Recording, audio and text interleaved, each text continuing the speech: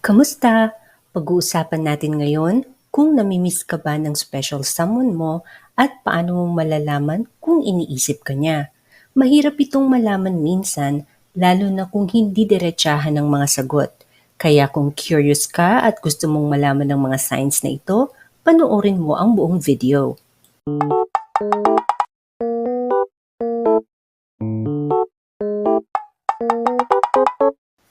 Maaaring kamakailan lang kayong naghiwalay o baka naman nasa isang long-distance relationship ka.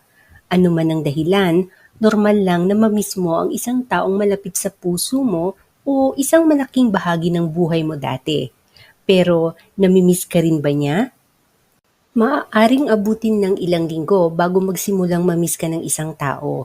Pero may ilang palatandaan na nagpapakita na gusto pa rin niyang nandiyan ka. Narito ang ilang signs para makasiguro. 1. Madalas siyang mag-text o tumawag sa'yo. Kahit walang dahilan, gusto niyang ipaalam sa'yo na iniisip ka niya at gusto niyang isipin mo din siya. 2. Mabilis mag-reply sa chat at sumagot sa tawag. Para bang hinihintay niya talaga ang tawag mo. Gusto ka niyang makausap at isa itong sign na namimiss ka na niya. 3. Naka-heart o like lahat ang social media posts mo.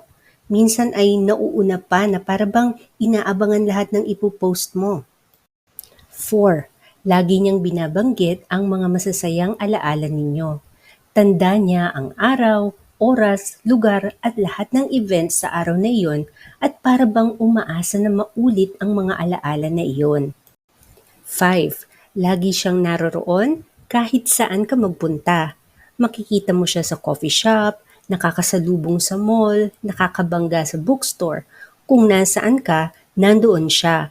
Parang naplano niya ang pagkikita ninyo. Sumusulpot siya sa mga lugar na alam niyang lagi mong pinupuntahan at umaasa na makita ka niya. 6. Nakikipag-chat siya sa mga kapamilya at kaibigan mo. Updated din siya sa mga happenings nila. Gusto niyang makibalita sa kanila tungkol sa'yo lalo na kung matagal na kayong hindi nagkita. 7. Tinatawagan ka niya paglasing siya. Dito niya ibubuhos ang emotions niya na di niya ma-express pag hindi siya nakainom, kahit kasama pa niya ang mga kaibigan niya. 8. Ginagamit niya lahat ng binigay mo sa kanya at padadalhan ka pa ng selfie na gamit niya ang mga ito. Pagpapakita na iniisip ka niya at sa pamamagitan ng mga regalo mo para bang kasama ka niya. 9. May mga surprise presents. Bigla na lang magpapadala ng regalo, pa-deliver ng pagkain, isa sa paraan na makapag-convince sa'yo na makipagkita sa kanya. 10. Sasabihin niya sa'yo ang mga salitang, I really miss you, I wish we're together right now, o I miss being with you, at marami pang katagang talagang magpapatunay na miss ka na niya. Ayan, sana ay mas naintindihan ninyo kung paano malalaman kung iniisip at namimiss ka na ng isang tao. Mahalaga ang mga signs na ito, lalo na sa mga sitwasyong tulad ng long-distance relationship o kakahiwalay nyo pa lang.